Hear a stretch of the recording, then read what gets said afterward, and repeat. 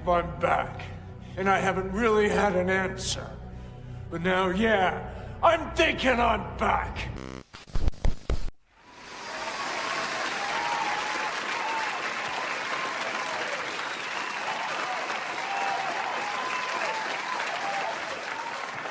Let's go.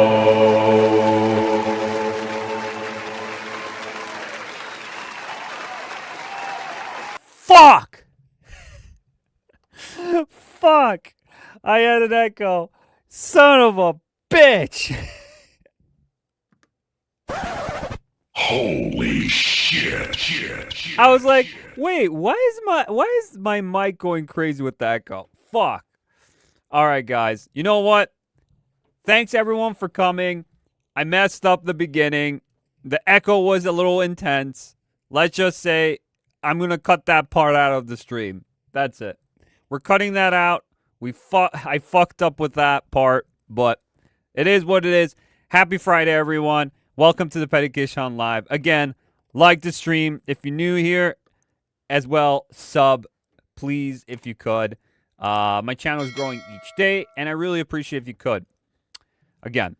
So I had to put that in there. Again, because I messed up. I messed up. Straight up, I messed up. But that's just how we're going to roll.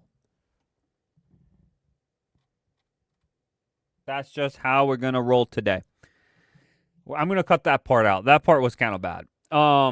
Yeah, so there's a lot of topics of the week today, guys. A lot of things here, but I want to go through them pretty fast because the big one that I want to do, and it's a fun one we're going to do today. We're going to do a tier list of the pretty much the hottest gaming women in gaming characters. We're going to do that, the hottest or to the weakest to the hottest kind of characters.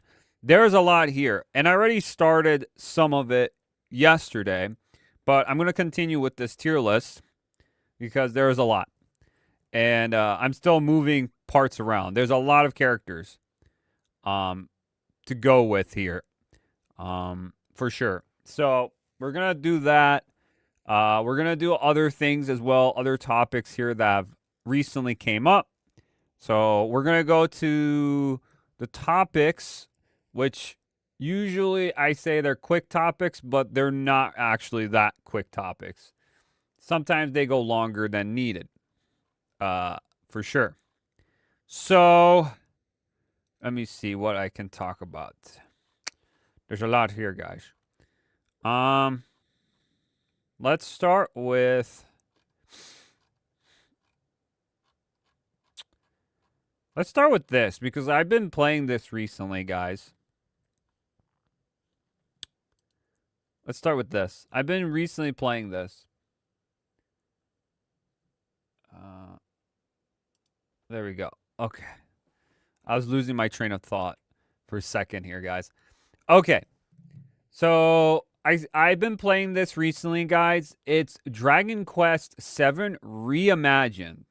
So, you know, people I know that are not huge fans of this because it's retelling the story but in a different light. There's some cut content from the original, and a lot of people don't like that shit. I understand. But see, I never played Dragon Quest VII.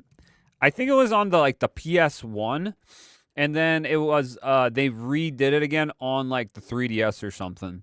So I never played this. So I jumped into this demo, and I've heard things about it where the beginning part's a little bit slower, but then it starts picking up. So I played through it. You know, I enjoyed what I did. I played through it. I'm still doing the demo. The demo is actually very long. It's a long-ass demo. But the best part is that your save transfers to the full game. So I was like, okay, so I'll play this as I play normally whatever game I play. And I started playing it, and I'm like, actually, I'm kind of enjoying this game. It's not too bad. You know, at first, I wasn't really big with the art style with the big heads, but then it grew on me a little bit, you know? So I don't hate the game like some other purist fans out there, which I understand their problems too. I really do. I do understand it. But see, I didn't play this game, and I'm not like a huge Dragon Quest fan. Like, I played through Dragon Quest a couple of times here and there. I know what it is, but I'm not like a huge fan of them. I'd rather play like Final Fantasy or Kingdom Hearts or any of those more.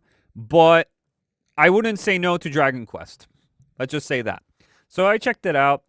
And access the demo now for Dragon Quest VII Reimagined, a remake of the classic RPG developed by Square Enix. No. Okay.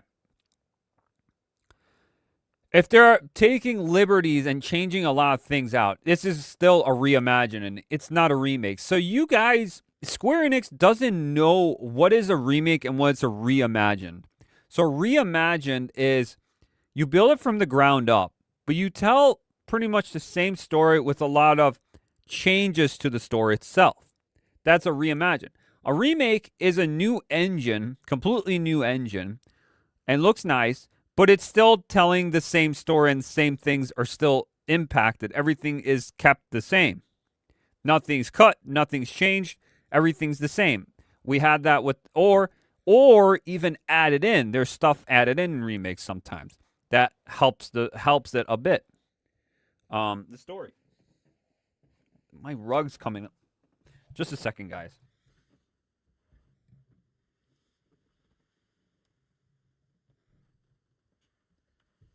My rug under me started moving. I had to adjust it. So by that aspect, like with the Final Fantasy VII remake, it's not a remake, it's a reimagining. Yes, it's the same story, but it's a different engine and completely different game. It's not really turn-based anymore either. So it's not a remake to be sized, it's a reimagining. This is the same thing. This one's still keeping the turn-based system. So, yeah, I don't understand if it's called a reimagine, why is it then a remake? It's just, the wording is dumb to me and very confusing. Demo progress will be carried over to the full game, and players will save data will receive Marble's Day of Dress Award. The full game launches on February 5th. So, yeah, a lot of people have been playing this. I'm hearing mixed things about it, but most people I've seen playing it are enjoying it. They're enjoying it. But there's problems with this game, too, because apparently Square Enix asks early access players not to spoil a remake of a 25-year-old game. On the other hand, there are changes to the main storyline. But on the other hand, are you kidding me? So this is by PC Gamer. We're not going to click on the article, but I just wanted to say. So, Square Enix doesn't want to spoil anything, so people spoil any story plots or whatever of a 25-year-old game.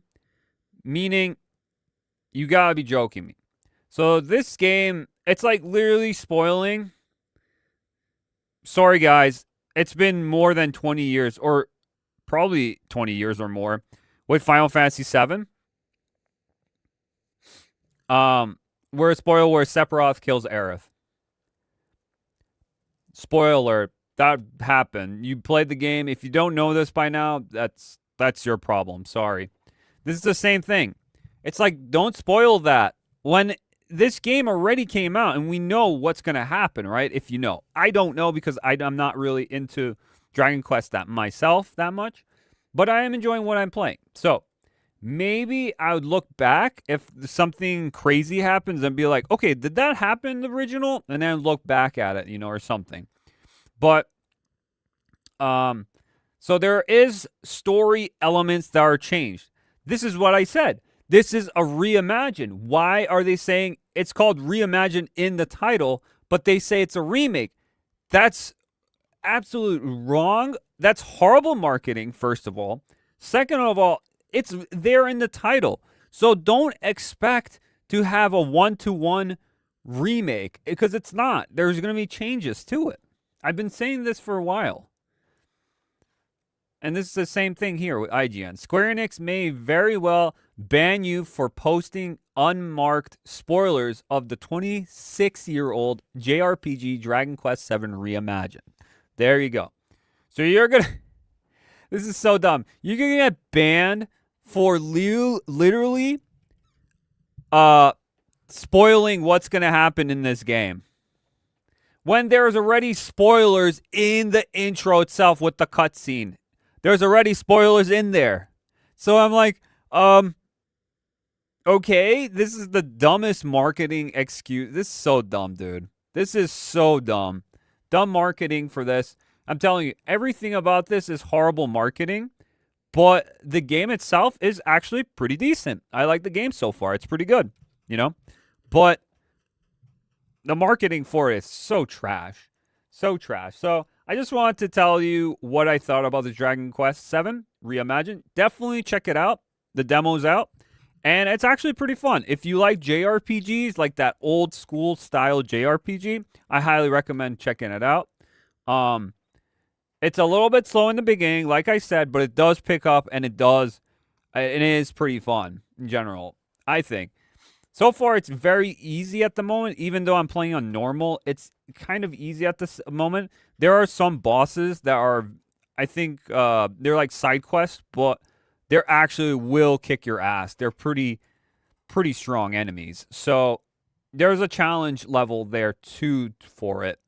But it is Dragon Quest. It plays like Dragon Quest. I played Dragon Quest 11 before, and I liked it then. I like this one too, so I don't know. We'll see what happens, what they changed, and how like fans think about this whole thing for Dragon Quest. Just wanted to bring that up real quick. All right. Next, what we got here? Ooh, we got new Street Fighter news, guys. Street Fighter 6 news. We got new Street Fighter 6 news, guys. Time to give the Dark Devil his due when Alex, the man with no allies, enters the ring. Get ready for the main event when he drops into Street Fighter 6 in early spring.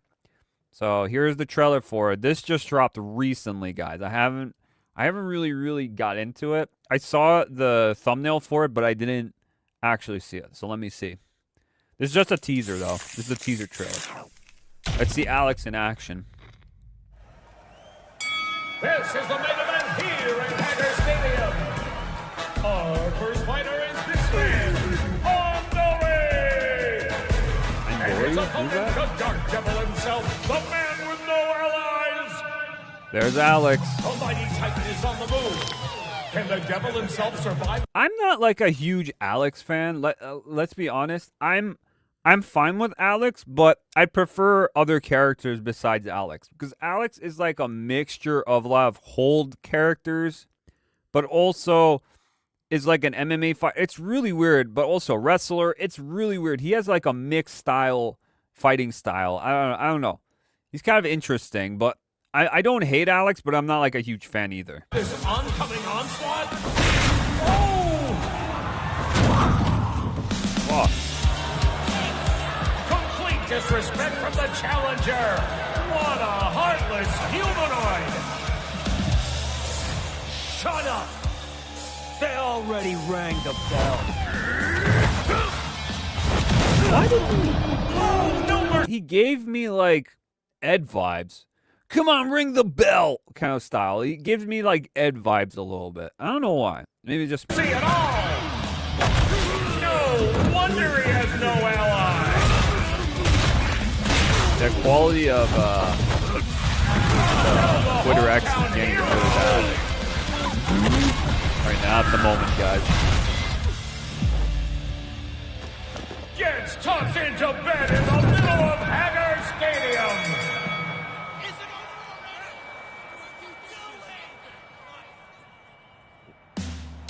Too easy. Just the He looks cool, though. He looks cool. He has the leather jacket, whatever that is, the hoodie. Definitely, like I said, definitely Ed vibes. I don't know why. Ed with the beanie on top with his hair out. Yeah. This city has nothing but chumps around here. Nothing like Trumps around here. New Yorker. Yeah, Alex is gonna be cool, but I think where it's gonna be very interesting for the next Street Fighter is gonna be Ingrid. I think Ingrid's gonna be the very interesting character. Alex is all right. You know, Sagat, a classic. Sea Viper, a returning also character, which I was really hyped for Sea Viper. I'm glad Sea Viper's back. I really am. I like Sea Viper. But Ingrid is very interesting, and we'll see what she has to offer. Hopefully she has a lot to just in general have in the story, and that she's not just a joke character, you know, just there for the jokes or something. Because she was never really canonized in Street Fighter, but now she's canon. So we'll see what happens with that. But yeah, Alex is coming, what is it? Early spring, which is what, like March? Or like late March to April. So we're just skipping winter altogether. And Ingrid's going to be way later in line. This Fighter Pass, or this, Fighter Pass, the DLC fighters, is taking way too long now. I think I've seen things about it where Capcom's trying to hire more people for the game itself, where they have more art, the styles, and people doing different decisions on Street Fighter 6. But yeah, I don't know. I don't know what's happening with Street Fighter 6 right now. It's just very slow, like a very slow burn right now. But when they come out, people are gonna log in and try them out, kind of deal. But it's very slow at the moment. I don't know why, but it is very slow. I'm still playing it. I'm playing it still right now. I like Street Fighter 6, so it's whatever. It's whatever, though. If you like it, you like it, But yeah, that's Alex for you for Street Fighter 6. We got another one here, guys. So we got here. There's going to be an Xbox. It's official developer direct season.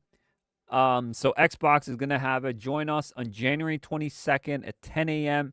PT for an exclusive look at Fable, Forza Horizon 6, and Beast of... what is that? Reclamation? I don't know what that is. And another one. There's supposed to be another one, a secret one.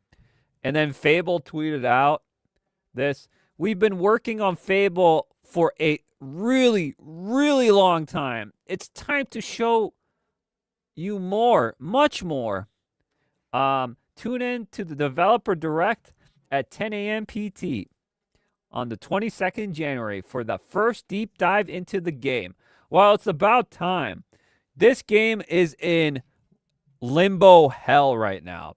And how much people didn't like what they saw from like the couple of trailers they showed and like the first teaser of not really gameplay per se, but mostly just character models. Like people just didn't like what they were going with Fable.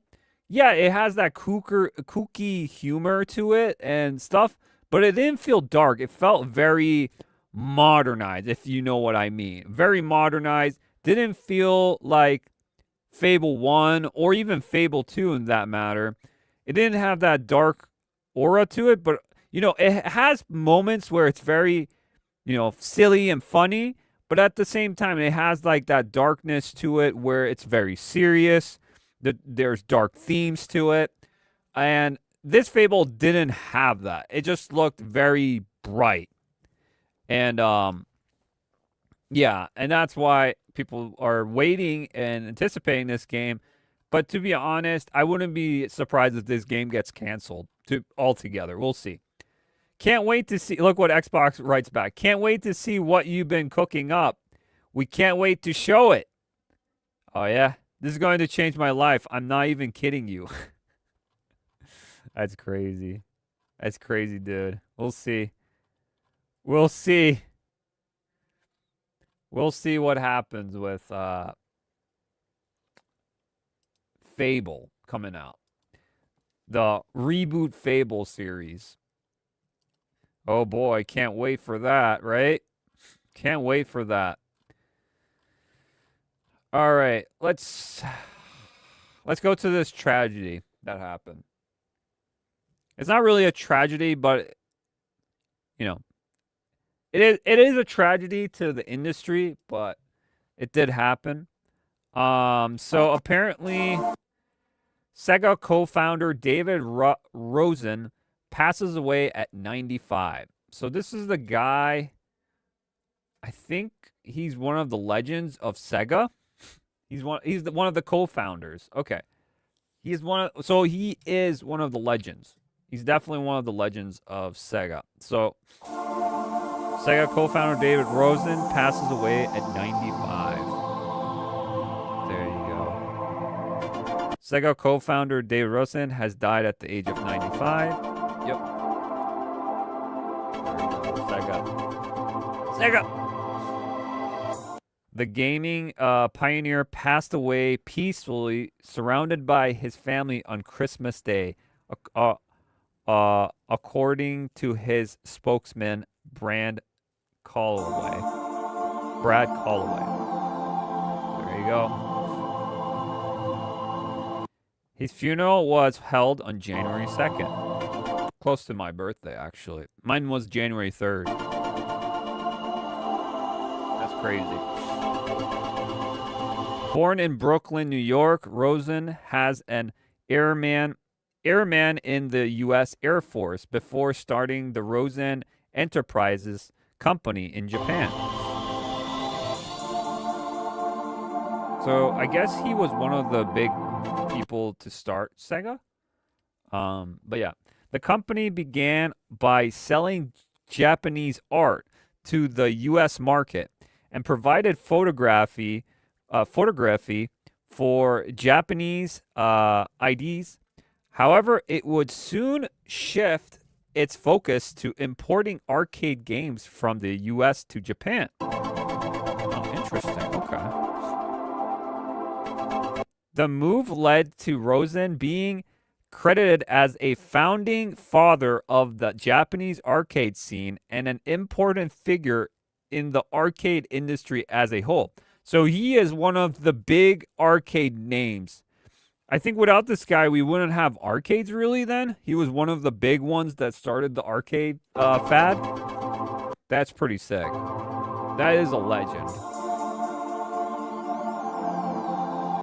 He was recognized with a piece in the Amusement Industry Hall of Fame, which was established to recognize and honor those.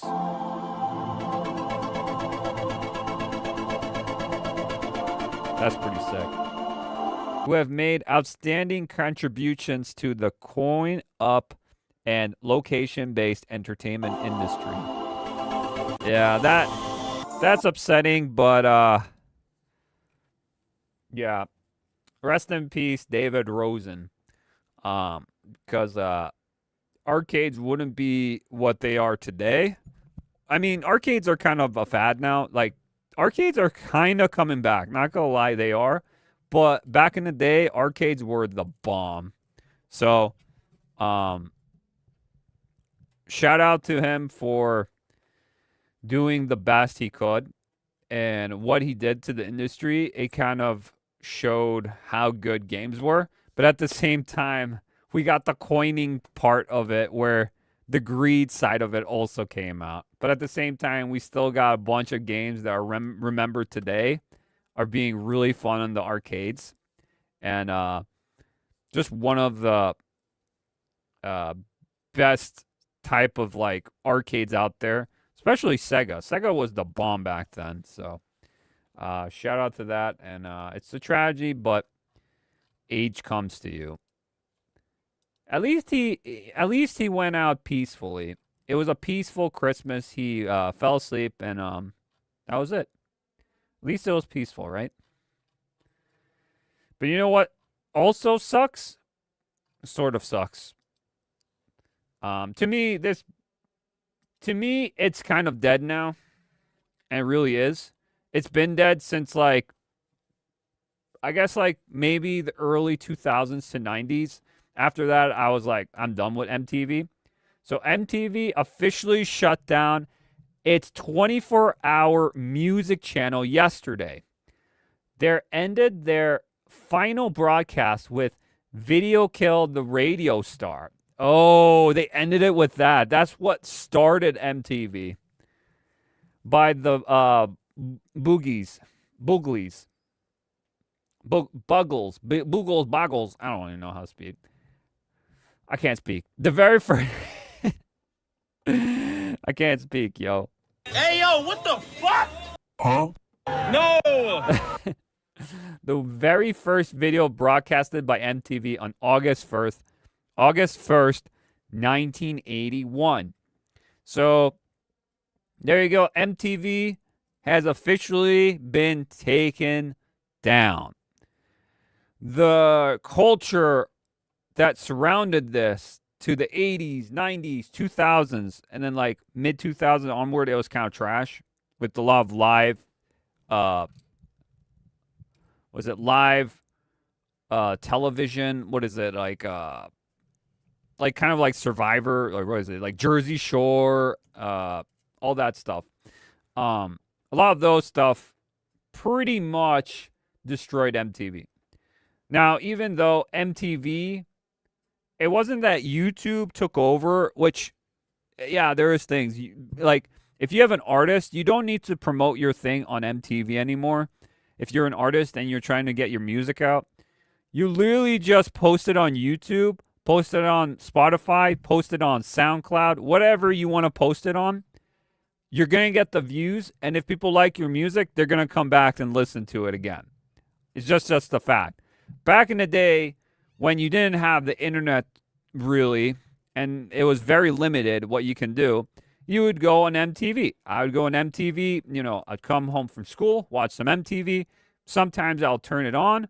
I wanted to see what was the newest music, what was the new, hip, I guess, what the kids say, the hip music today. The kids don't even say it anymore. Now it's just slap or fire. I think that's what it is. I could be wrong though. I'm getting old. But yeah, that's what it was. So you went on and you listened to what was the newest thing on MTV with music and, music videos. Sometimes there were actually cool music videos. Sometimes they were pretty shitty. But that's what it was. And you had some talking points with other people and people promoting their new albums, blah, blah, blah.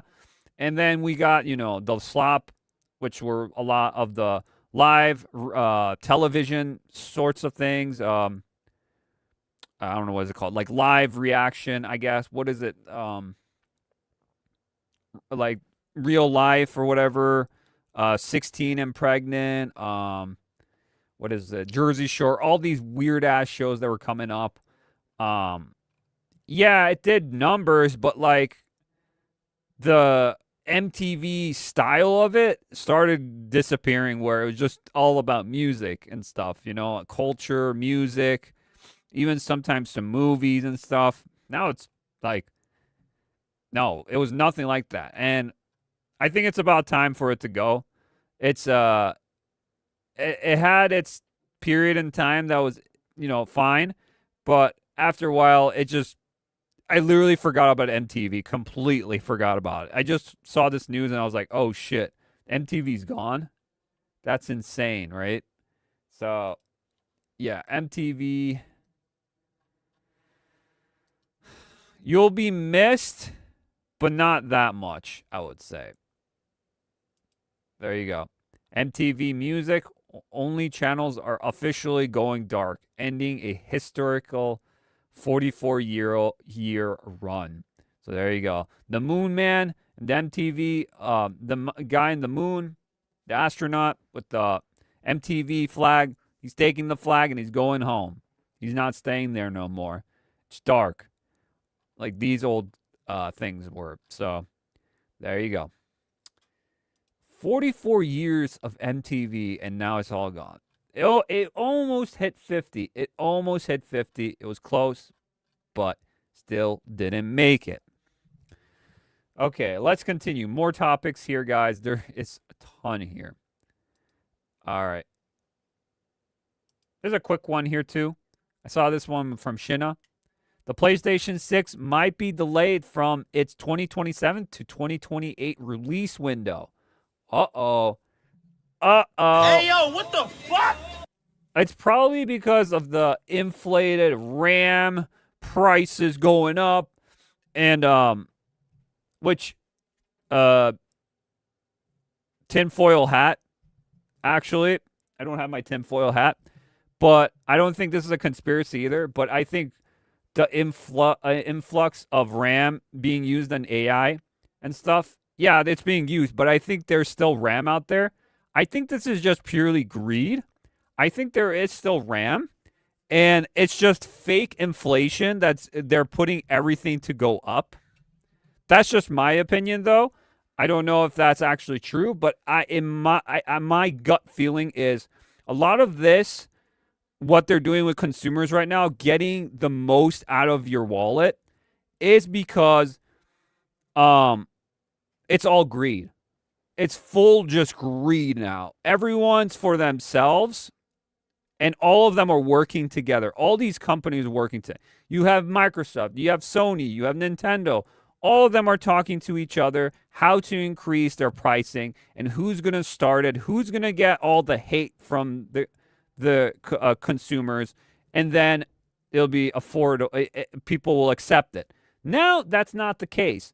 People right now, especially how it's right now in the economic problems at the moment, is not how it's working out for them. So that's why they're going to delay this PlayStation 6. So it says companies are worried about RAM pricing availability. There is RAM out there and the prices are going up. It's because they say, because there's less RAM out there. No. I think there's enough RAM out there. And yes, they're using AI, but there's other, they use it for other parts too, for computers, consoles, TVs, phones. Like RAM is used for a lot of electronics. It is probably getting manufactured a lot more now. It's like when COVID hit in like 2020s, and there was a shortage of what was it? I can't think of it right now. I'm losing train of thought. Toilet paper. That's what it is. Toilet paper. Remember the fake scarcity of toilet paper? That is what's going on here. There's fake scarcity of RAM at the moment. Because is they have to blame always everything else, not themselves, for the problems, what's going on, especially with the consoles too, and other things. So first it was Trump's tariffs is the problem. Remember that? Now it's AI's the problem. It's the RAM. That's the problem. So there's always a scapegoat. It's not actually them doing it when it is actually them doing it. Their HR departments, their all these people that are working, they are telling them to increase the prices. When they're like, how are we going to increase the prices? People are never going to believe it. Just tell them RAM is going up. And it's used in AI. So everyone believes it now, and that's why the prices are going up. When in fact I think that's not actually happening. That's just my opinion, but I think there's actually fake scarcity, fake inflation going on, and everything's just going up because it's all about greed right now. It's everyone for themselves. Everyone's trying to take everything from your wallet. That's all it is. There's no actual any reasonable thing to say. And most of the quality is crap. The quality for these things are crap, and everything's going up. You're getting less and less of things, especially in produce, especially if you're going for grocery shop or anything, You see this every day if you just go out and see what is going on around you. It's a lot of bullshit going on for sure. that's not being said. AI made RAM roughly 4x more expensive. Console prices were already assumed to be much higher before the RAM prices increased. Now, if the Steam machine comes out and it's cheaper than any of these consoles, because Steam is private, it's not public, and they're saying, oh, Steam machine's going to go up because the RAM's going up. I don't know about that. We'll see. I don't know if Steam's also talking to these, Sony, Microsoft, Nintendo, all of them, talking about what's going on. But I wouldn't be surprised if Steam Machine's cheaper than all of these consoles. Maybe not like the Switch 2. Maybe that's still the cheapest price. But, which I heard things that Switch 2 is also increasing in price. Because why not? It's not. It's just everything's increasing for some reason, and then if you go overseas, it's cheaper. So there is some sort of BS going around, but apparently now we have to wait even longer for a PS6. I don't know if you're excited for it or not. PS5 literally still needs to cook. It really does. I don't see any value in the PS5 at the moment at all, really, to be exact. It still needs to cook, and it really does, because it's still fusing games from PS4 era and PS5 games. We don't have too many just PS5 games in general, so we will see with this. Yeah, but the RAM thing is a bunch of BS. I think there's a lot of BS happening with these RAM things going on. RAM here, RAM there. Bullshit. You know what's not bullshit? Arc Raiders. So this is by Pirate Nation. Arc Raiders is still averaging 300,000 to 400,000 Steam players daily, 2 months after launch. This must be the most stable game of all time. That's crazy. Now, I've heard things about Arc Raiders, because I know some people that do play Arc Raiders. A lot of people like the game, which is fine. It is a cool game, what I've seen. I never played it, but I've seen it in the background, and it looks fun. It looks fun. So what I hear about Arc Raiders is the experience is always different. That's what makes it fun, because the VoIP for it, we're talking with people, grabbing loot, all sorts of things. Some people are saying it's getting a little tedious now, Arc Raiders, where it needs something more. It needs more objectives, more things you can do to upgrade or get better things, because it feels very what is it? The experience is fun itself, but it needs more, let's just say, more things that you can get, like more awards that you can get from it and stuff. That's what I hear about. That's like the most complaint. And some game modes, they could have added even more different game modes, because people are getting a little bit tired of the same game mode, stuff like that. But it's still doing really numbers, and it's very fun for most people. So the game loop is good. The game loop is good. So that is definitely positive, and that's a healthy amount of people playing this game every day. So very good for Arc Raiders, indeed. Very good. Very good. Very good. All right, let's see what else we got here. Check this out. I wanted to see what this was about. This is also by Pirate Nation. Square Enix plans to use generative AI to automate approximately 70% of repetitive Q&A and debugging tasks by the end of 2027. I have no problem with that, actually.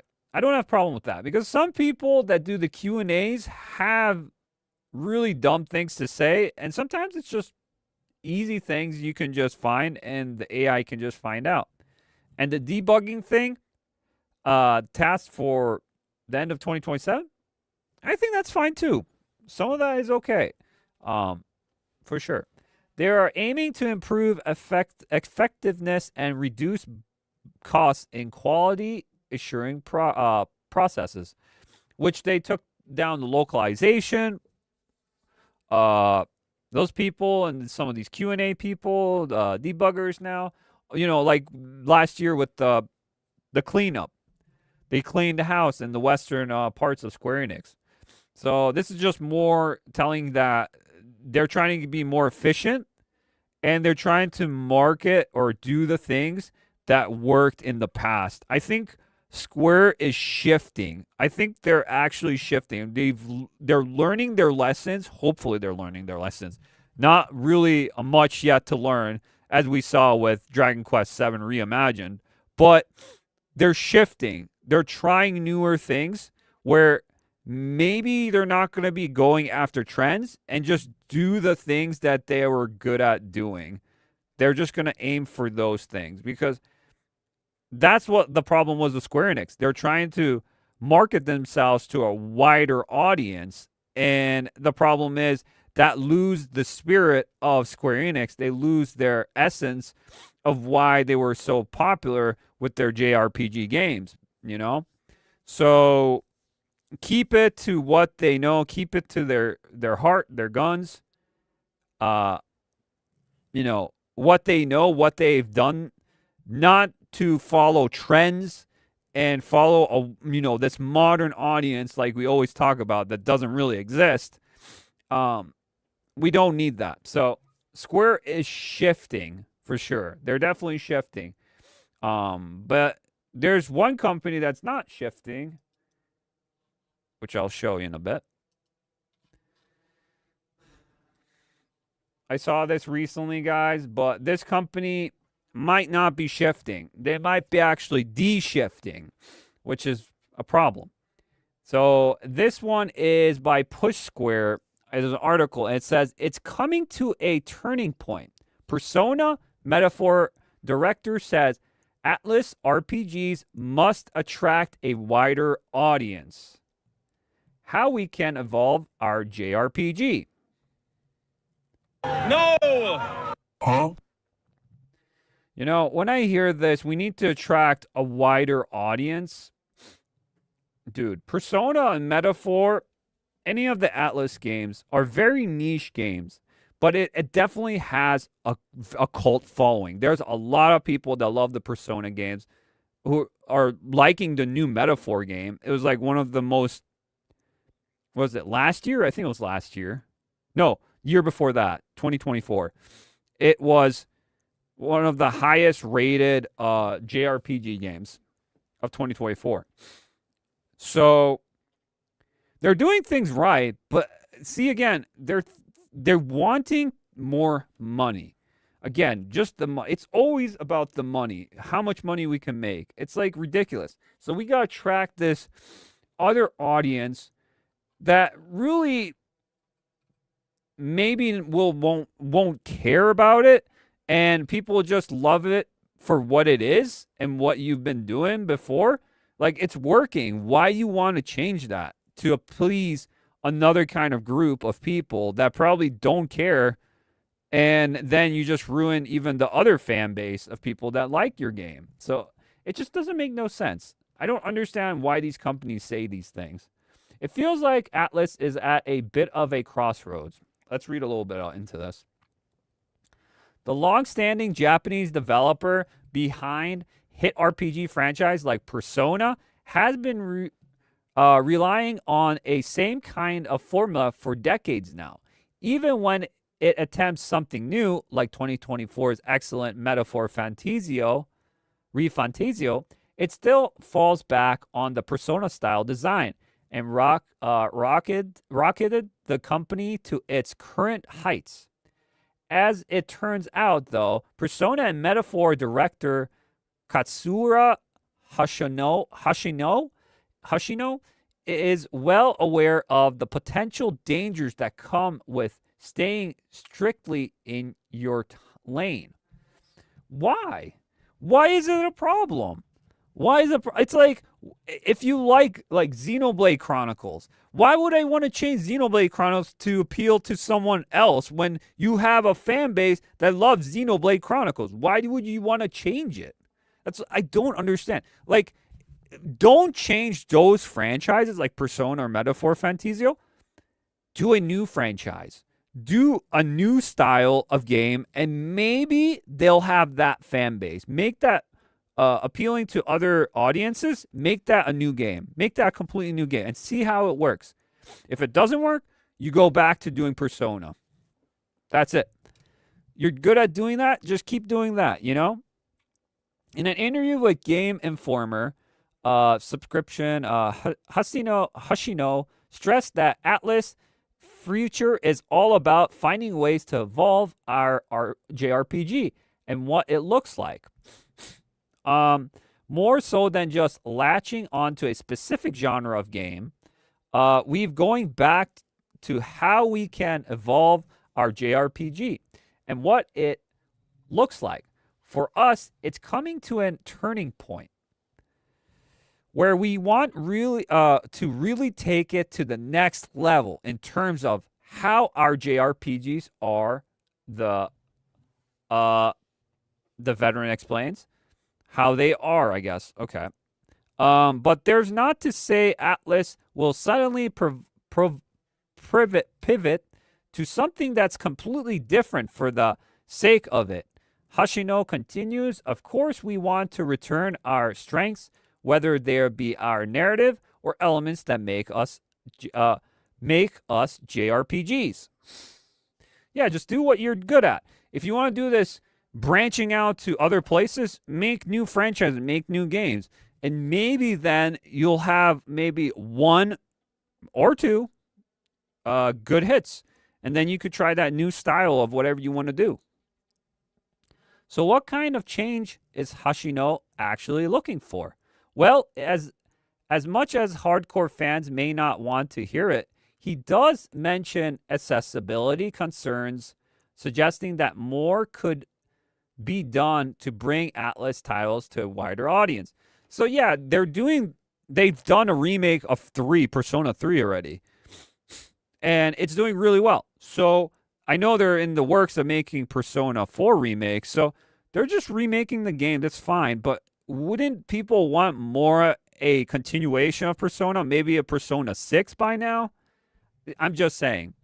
But yeah, it make it a little bit easier for people to play the game. That's what he's saying. It's too hard. Too hard. Oh my gosh. I need someone to make the game easy for me. Play it for me. Journal mode, right? Journal mode, like I always say. With these changing times, we do feel that the need to update our formula and create games that would be more widely playable, not just within the JRPG realm, but something that would be easier, more accessible for a wider audience. We're hoping to update our format with that in mind, he admits. So, make it more accessible, meaning making it easier and making it less of a grind fest, I'm guessing, for other players that want to play these games. That's what I'm guessing. But it's a JRPG. You know, it's meant to be grindy sometimes, you know? That's just how it goes.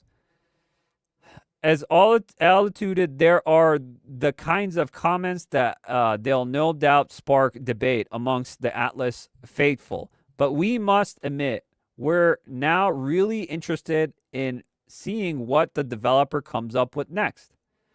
You'd think that Persona 6 will be that first game to really try and tackle this new direction. But as we all know, the project could still be a long ways off from actually releasing.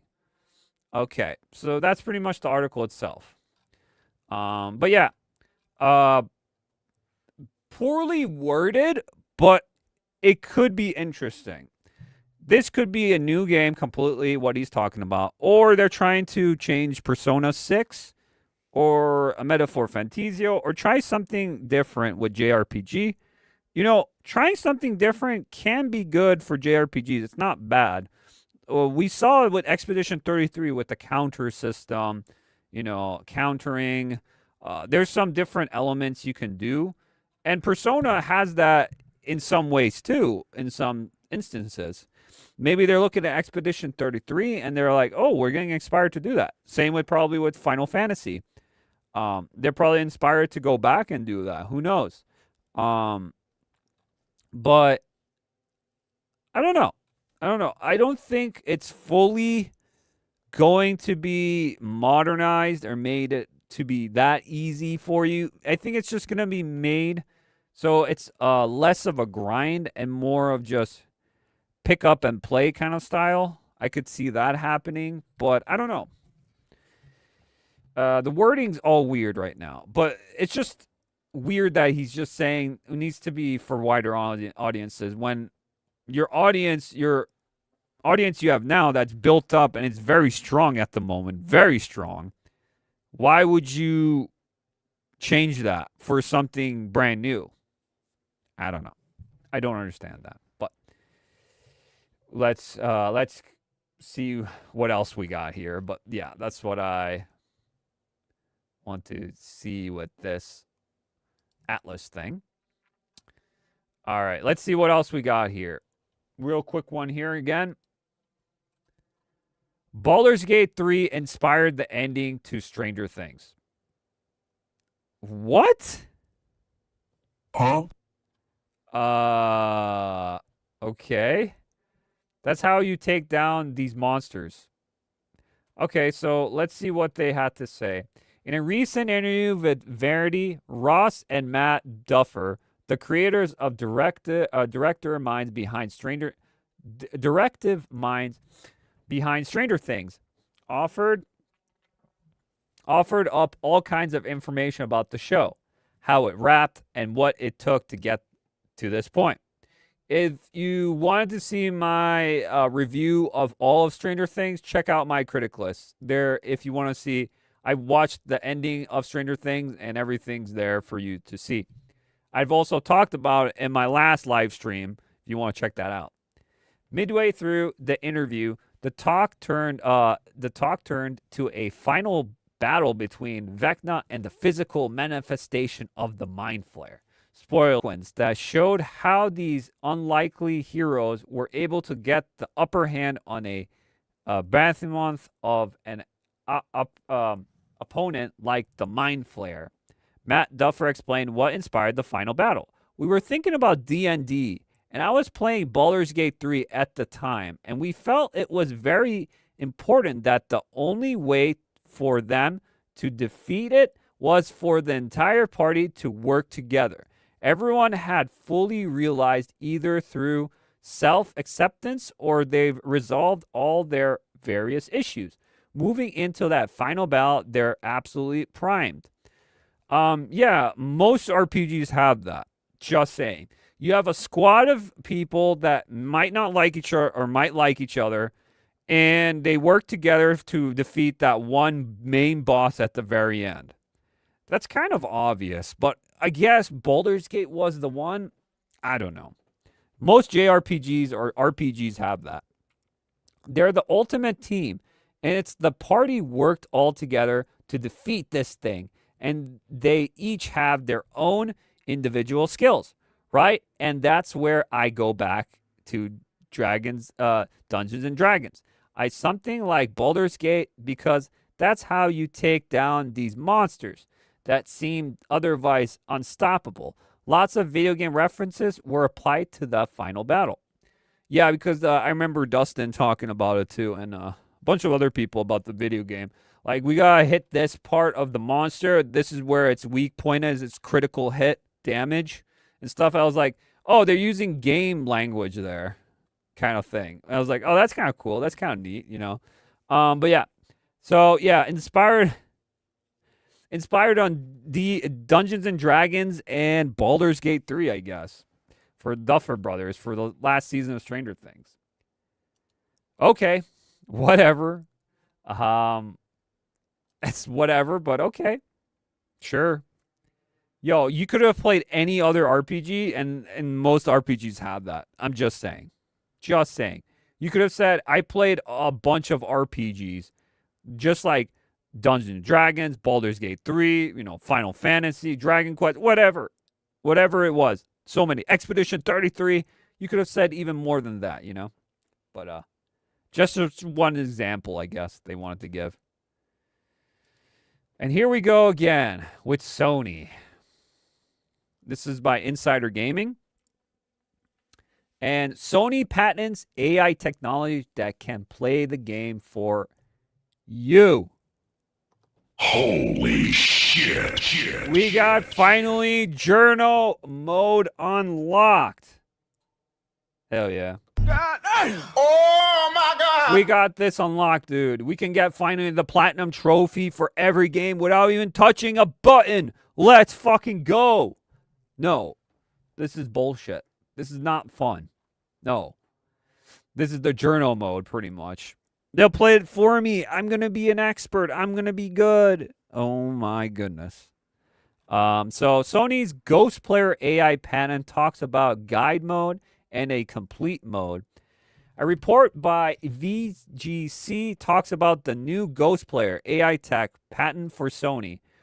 Within an AI generated player can either guide a player towards the solution or even complete the game for them. So it's a guide. It helps you. Okay, it's not actually takes over your game and controls. Okay. But it can also beat it for you. Okay, that's weird too. I don't know how that's going to work. There are two modes, guide mode and complete mode. The guide mode can seemingly create an AI-controlled version of Nathan Drake in a game like Uncharted and show the player how they can get past the level. Okay, so it's like a... So if you're playing Uncharted, like an example here with Nathan Drake, it makes like a clone of Drake kind of deal, like a ghost. And then it shows you what's the better route you can take and stuff like that and how you can complete it. Or even some puzzles. It's probably going to make puzzle solving way more easier, which sucks. Because I like puzzles. I like to solve the puzzles myself kind of deal sometimes. If I've been on this puzzle way too long, I'll just look up like a tutorial or something. But most of the time I want to do it myself, In a complete mode, the AI-controlled character will complete the entire section for the player. Okay, so this is the easy mode. This is completely easy. You don't even touch your controller. Okay, so this is just, it beats it for you. Because this part's for everything. Your game has bad game design. If you see cracks in the wall and you're going to jump through it, you will jump through it. Well, you'll find out for yourself. You don't need yellow paint to jump through the crack in the wall. I'm just saying. People are not that dumb. Well, there are people that are dumb, but there are some people that are dumb out there. A little bit special. But Hey yo, what the fuck? But yeah, I lost my train of thought. Yeah, this is not needed. This is definitely not needed. This is just for people to finish the game, get the review out faster, for journalists out there, and for media's sake. This is just for them. For real people, no one's going to use this. No one's going to use this. If anyone goes and wants to find out something, they'll just use a YouTube video and check it out. Or look at forums or guides to find it. No one's going to use this kind of thing. It's a nuisance. It's a waste of money, I think. This is good for the journalists, though. They love this. They're going to be like, finally, I can beat this game I never could and tell them I actually beat it. And I got the trophies for it, too. Dude, if you got the trophies for it and you didn't even try, that's the biggest bullshit I've ever seen. That's the bunch of BS, for sure. That would piss me off, because imagine trying so hard to get something and then I just use an AI to beat the game for me. That's like, nah. I don't believe you. Sorry. Not skilled player at all. You're not skilled. Not skilled at all. All right. How are we doing with stream? Let's check it out.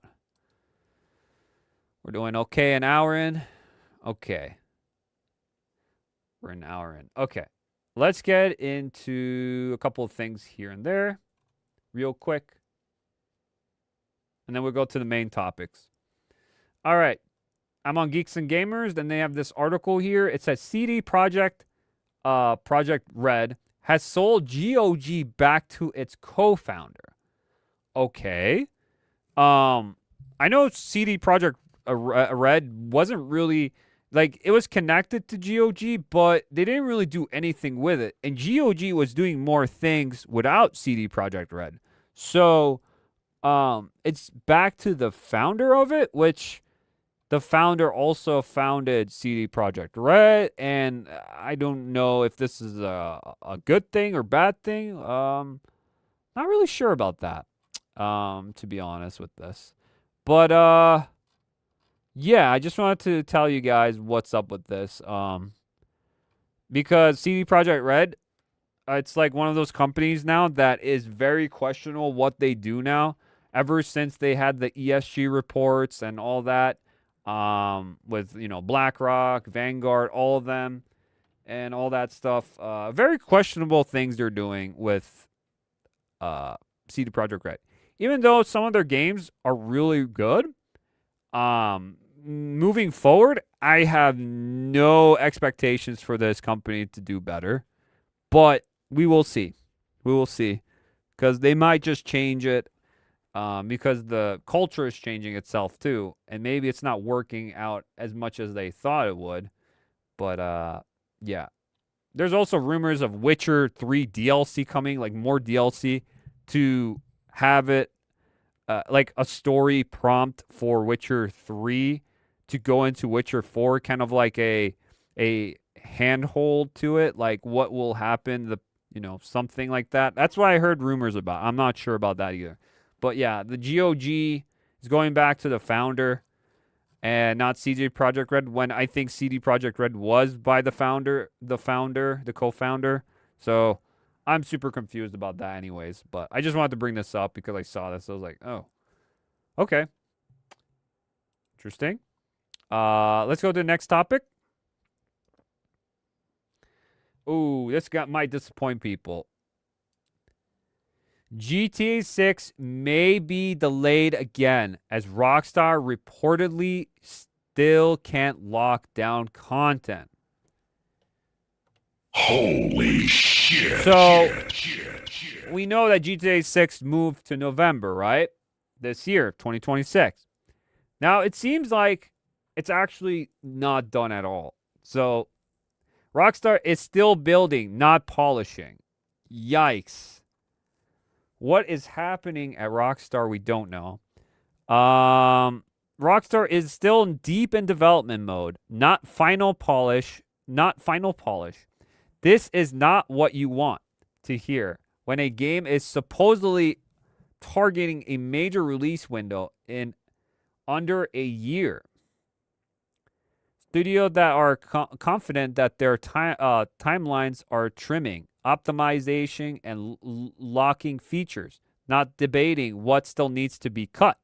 The fact that Rockstar hasn't reached that stage yet suggests the project scope may have once again grown beyond its ability to ship on time. And if history tells us anything, Rockstar does not rush releases just to meet deadline. There you go. November is a target, not a promise. So, again, take your expectations real low with this because more things are coming out about GTA 6 like they always do. All the information. Take this all with a grain of salt, like I always say. But GTA 6 seems like it's not even in the phase of actually getting polished, and they're still doing missions for it. They're still doing missions. It could be, I've heard things, it could be the multiplayer side of it, not the single player side of it. But I wouldn't be surprised if they're tweaking and changing some things that they're like, ooh, we didn't like that. Let's change this. Get the actors back in here. Let's get this mission point started. Let's try to change this detail. They might be still doing that. I don't think they're fully done with the game. Like, it's not, you could probably play the game like an alpha or beta, but it's not finished. It's not polished enough. There's probably a bunch of glitches they still need to fix and everything. But right now, they're still molding the thing together. You know, it's like missing parts. Like, how is this coming out in November? I don't think it will. It might come out actually in 2027 now. More and more I think this game is actually less done than we think it is. You know? Because it looked like it might have been done with the trailers they showed. But, you know, today companies usually change the trailers to feel like real gameplay when it's not actually gameplay. And it's just like a cinematic trailer to make it feel like it's really well-made gameplay when it's not. You know, they trick customers like that. The industry is already bracing for another delay. What this means for players. And yeah, just wanted to bring that up. Sorry about guys. If you're excited with GTA 6, you might need more time to wait on this one. So, I don't know. When I do my top 10 anticipated games of the year, this will definitely be on it. But it'll be an honorable mention because I don't know if it's actually going to come out this year, to be honest. That's just what I think about this whole thing. But yeah. Let's get to the next topic. There's a lot of things that are happening here, guys. Let's get into these movie stuff right here real quick.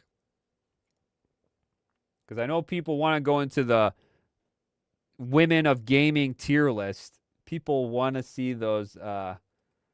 People want to see the what is it? G4 used to have the Vixen. Remember that? G4 used to have Vixens. It's going to be kind of like that. We're going to do that. Best Vixen. All right. Check this out. I just saw this today, guys. This is crazy. Tom Cruise films lightsaber duel for Star Wars Starfighter. Sean Levy reveals epic set story. What the fuck? Hey, yo, what the fuck? Holy shit. Yo, Tom Cruise is a Jedi in this movie? Dude, I would be down for that. Not gonna lie. Tom Cruise being a Jedi? That sounds pretty epic. Tom Cruise, huh? I didn't know Starfighter is going to have Jedi in it. I thought it's just going to be Starfighter pilots. That's crazy. What's this? Tom Cruise visited the set for Sean Levy's Star Wars Starfighter and ended up filming one of the lightsaber duels for the film. Oh, okay, he just wanted to do a lightsaber duel. Okay. I don't think he'll be a character. And if he's a character, he would be just a side piece character and probably gets wrecked later or something. Who knows? Tom Cruise. Cruise waded into the muddy pond, building the camera like a pro. Holding the camera like a pro. That's the source. That's pretty cool. Cruise just wanted to watch, he told them, but Levy setting up the scene involving a lightsaber duel in the water suggested like Star jumps on one of the cameras. He meant it's a joke, but there was Cruise waiting. Show more. What? Okay, Tom Cruise wanting to lightsaber dueling in one part, and Tom Cruise Jedi? Question mark? Huh? I would be cool with that. Not gonna lie, I would be cool with that, but I don't think he will be in the movie too long. I think he just wanted to be there, and he saw it, and he's like, damn, I want to be part of this part. Can I be in this part right here? Because I'm Tom Cruise, right? Because Tom Cruise can do what Tom Cruise does, you know? So, interesting. Very, very interesting, for sure. Very interesting. I think we're done with the main topics now. Or the smaller topics. Let's get into the main topics now. let's get into this. Get into this Avengers Doomsday thing, guys. So, if you haven't been around on the internet, so, you know, the Avatar Fire and Ash movie is out in the movie theaters, and each, I think, weekend, they're doing a showing of these little teasers for Avengers Doomsday.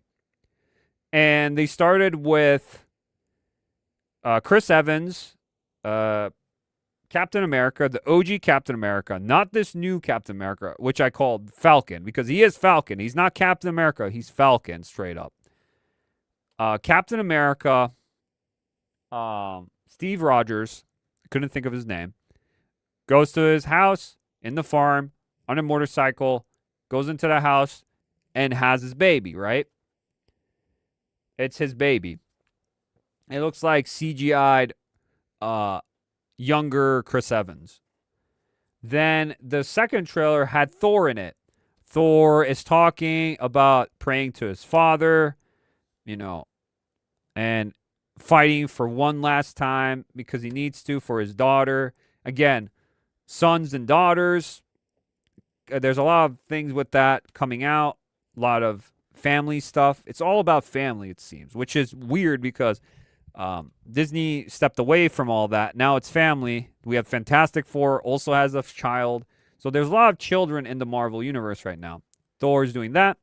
And then they have this now, which is the newest one, is new Avengers Doomsday trailer teases epic X-Men return. Hope or just nostalgia bait for Professor X, Magneto, and Cyclops. So yeah, I've seen this trailer. I think I could show the trailer, right? Hopefully I don't get copyrighted by Disney. So if this video gets cut out of the stream, it's because Disney didn't like it. So I'll show it to you guys. Here is the Avengers Doomsday teaser. Here we go. Death comes for us all. He sounds old now. He sounds so old. All these actors are so old now. Like, a lot of these are the Fox Universe X-Men, the OGs. Yeah, it's so weird to say it. This is what I said. I think this is going to be more nostalgia bait than anything else. Could be not, but I feel like it will be. It's going to be like a Deadpool and Wolverine kind of nostalgia where they bring all these characters back for a little bit and then they disappear. It's going to be like that. Could they be killed off like what Xavier's saying here, that death comes to all of us? They might have just killed off all the X-Men from the Fox universe. They might just do that, to be honest. They might just do that. That's all I know for sure. Is it Patrick Stewart? Isn't, are you prepared? He sounds old. He always looked old, but now you can actually hear that he's sounding old now. To die. The question is, who will you be? Yo, he died like 4 times already. Professor X died like 4 times in the X-Men movies and in the Marvel Universe. So it's not new for him. He's like a Dragon Ball Z character where they always rise him back up. He always gets risen back up with the Dragon Balls, and death doesn't matter anymore, especially in Dragon Ball. They can just bring him back to life with the Dragon Balls and stuff, you know? Krillin dies, he comes back to life every time. When you close your eyes. Playing chess. Damn, dude. Oh my gosh. Magneto, Ian McKellen. He looks really old. All of these people look old. This might be like their last roles. I'm not gonna lie. If they have a couple more movies to come out, they're so old. They're not gonna have. I bet you they're not gonna have so much. They're not gonna have that much screen time. They're gonna be there for a second, and then boom. Doom just destroys them. Done for it. That's pretty sick. Dude, the Cyclops, OG Cyclops. Oh my god. What's his name? Marsden? I forgot what the actor. James Marsden or whatever? Damn. They did him dirty in the Fox universe, Cyclops, but this is comic accurate Cyclops. This is comic accurate Get this thing off the screen. This is comic accurate Cyclops, which is what we wanted. I hope they do the same with Mystique, Nightcrawler. All of them have to be comic book accurate. That would be so awesome if they actually get it right, finally. Finally, for the last time. And then they can reboot whatever X-Men they're going to do next. But, you know, it only took, like 15 years or 20 years or whatever it was to get it right? Like, come on. We always wanted the comic book accurate styles of them. We always did. Yeah, it looks goofy, but that's what we want because that's what comic book fans want too. We want the classic styles. That's it. And they're doing that now because Disney and Marvel are desperate now. They have to make a bunch of money when this movie comes out. Because, there you go. The X-Men will return in Avengers Doomsday. There you go. So, they're desperate now to get a lot of the OG Marvel fans that liked it, but when, you know, the new phase 4 and 5 came out, they all went away and they got this new audience instead that is kind of engagement farming in some ways. Yeah, they're trying to get those people back. So they're getting all the Avengers back. Everyone's coming back. It's a huge cast. This is crazy how much they're going to have in this packed in this movie. I saw some things getting leaked out there with the script and what the story is going to be. I don't know if it's true or not. I always, question it. But if it's true, this is going to be a shit show. There's going to be so much shit in this movie. It's going to be ridiculous. The only reason why I'm interested in this whole thing is how are they going to make Robert Downey Jr.'s, which is Tony Stark, originally, Iron Man, as Doom. That is what I'm really interested in. Like, how are they going to do that? Because I'm more interested, I think, in the villain of Doom himself. Like, how are they going to portray Doom in this? Because Doom is like one of the evilest characters in the Marvel universe. He's probably one of the, if not the top villain. So how are they going to do this? I don't know.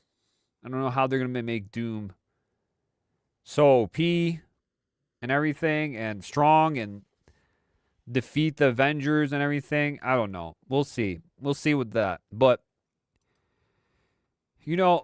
they're pulling on the strings and they want you to come back with these. But will people come back? I think this will make a lot of money. Now, I think this is the largest budget movie we're ever going to see, or we have seen. This is probably going to surpass Avatar. We'll see. But this is a big budget movie. This is a lot of money going into this. Now, will it do well? I don't know. This is the problem. I don't know. They're trying to show these clips that get you in the feels and feel some sort of way. But when it comes to the movie and it comes out, this 3-hour movie or 4-hour movie, will it hit? I don't think so. I don't think it's going to hit when it does happen. But yeah, I'm interested to see what it is.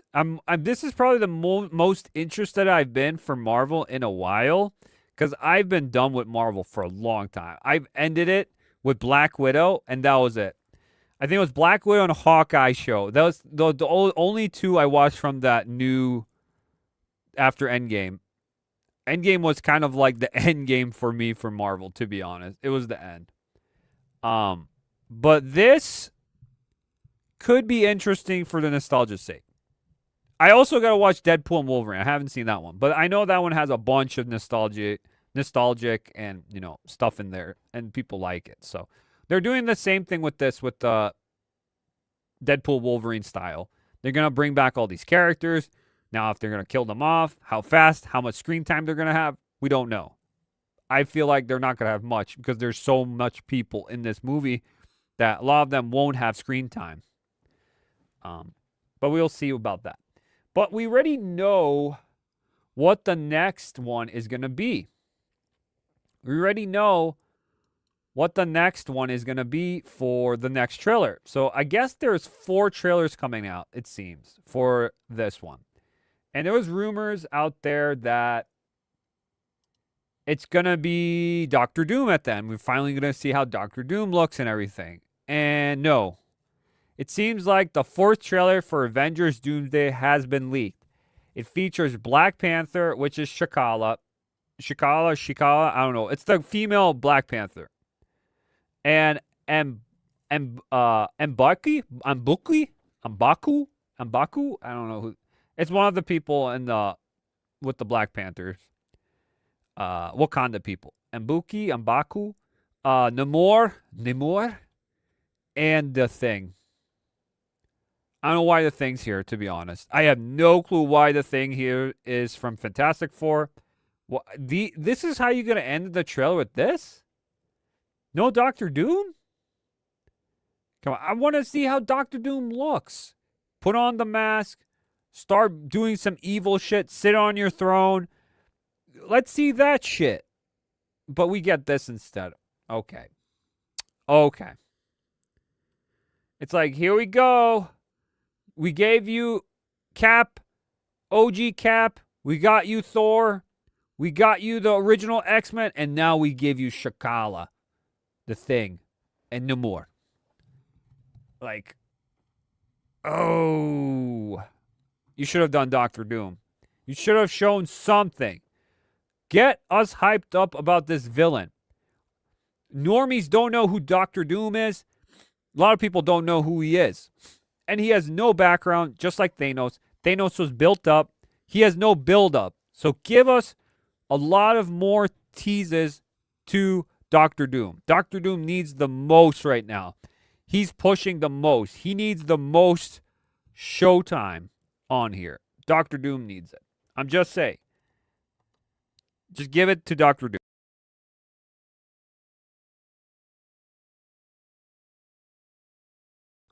But that's pretty much it. I'm done with Avengers Doomsday. Will Doomsday be a Doom? We will see. We will see when it comes out. Doctor Doom will be doomed, or will it doom itself? We'll see. But you know what else is doomed? Speaking about Doom.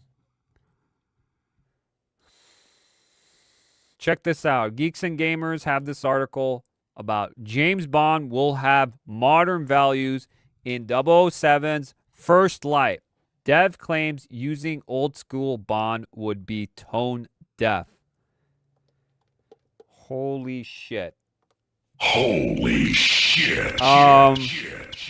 This is why I said James Bond can't be put into modern day. It just can't. You cannot put this character in modern day. He's not James, it's John Bond. Or, I don't know what. Not James. It's not James, though. It's John. Because he doesn't look like that. He has a scar, and that's it. Let's read into it, because it's really weird. This article might be conflicting.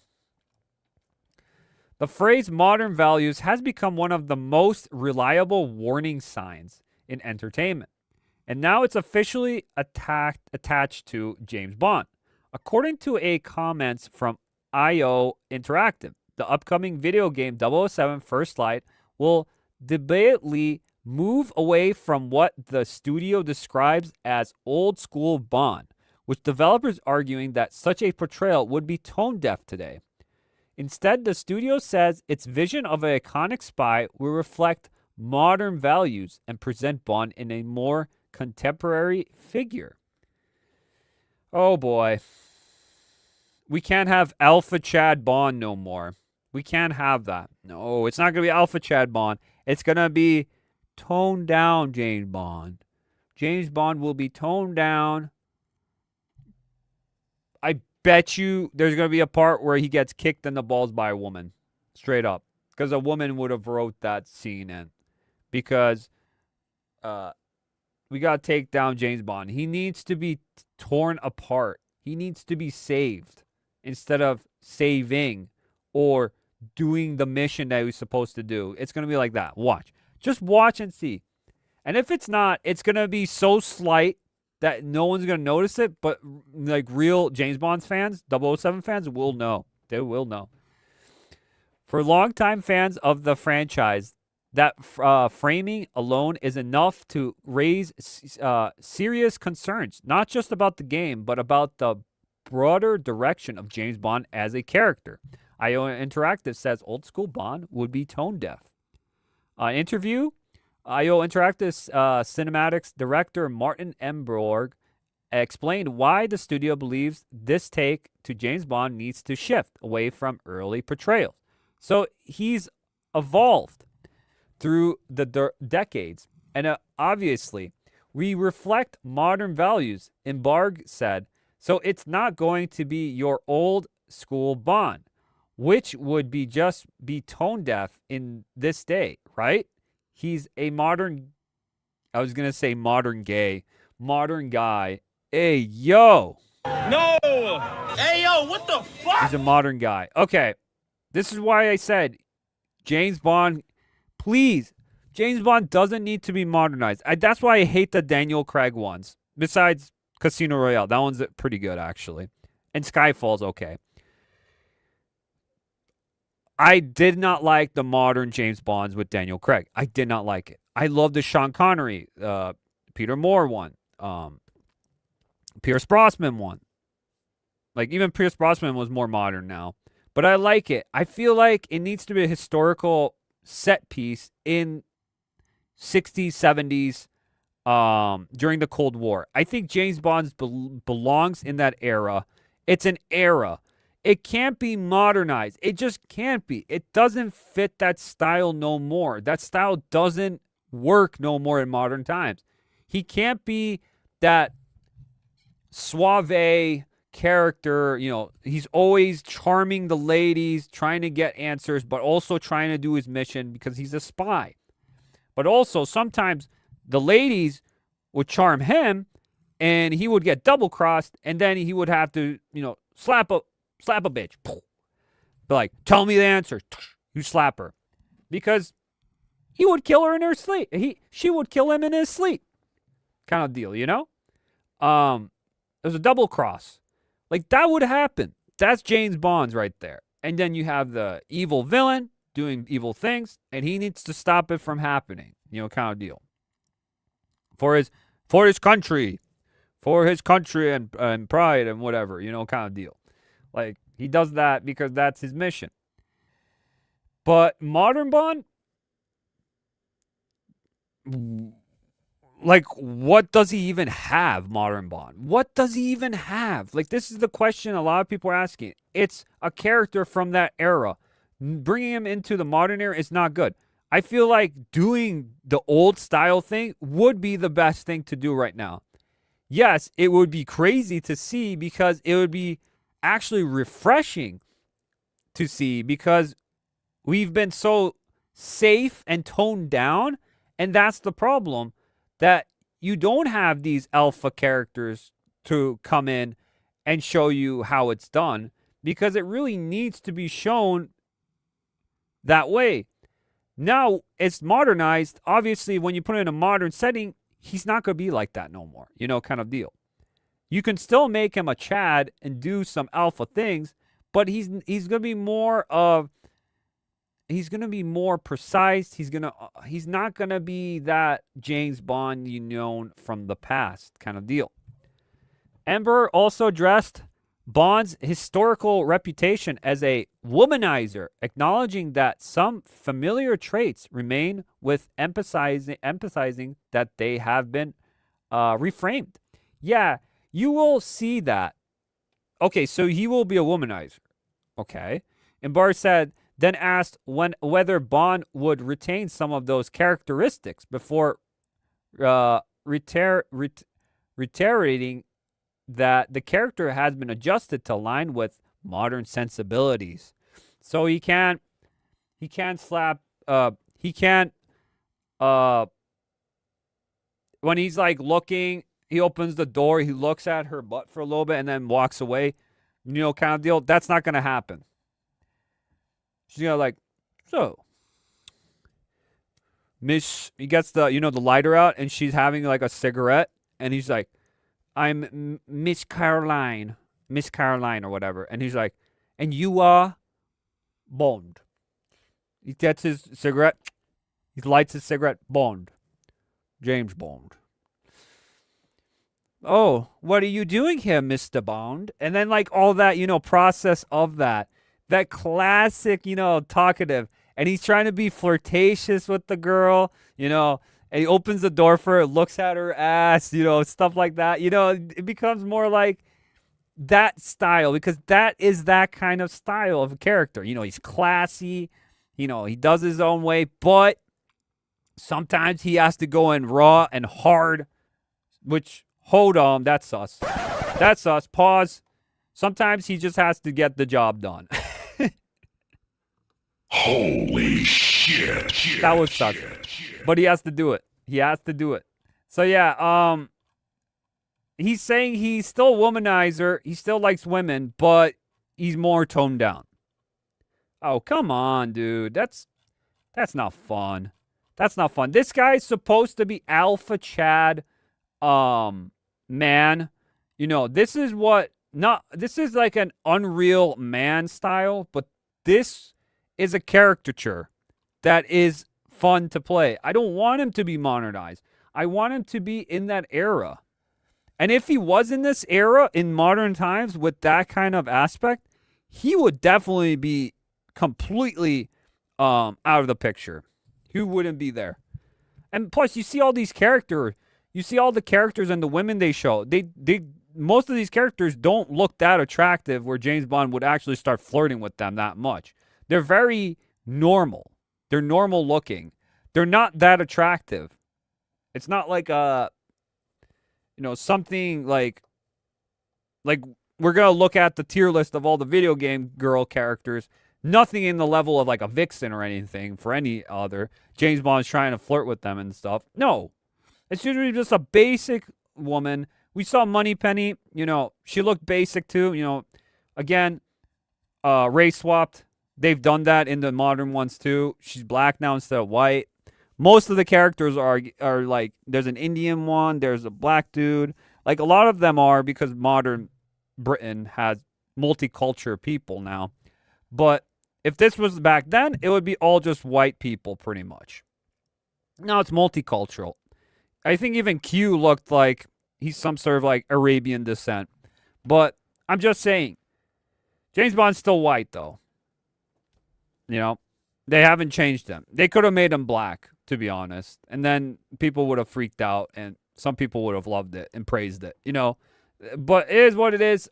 This game, I think, is going to be disappointing. Let's just be honest. I think this game is going to be an Uncharted clone.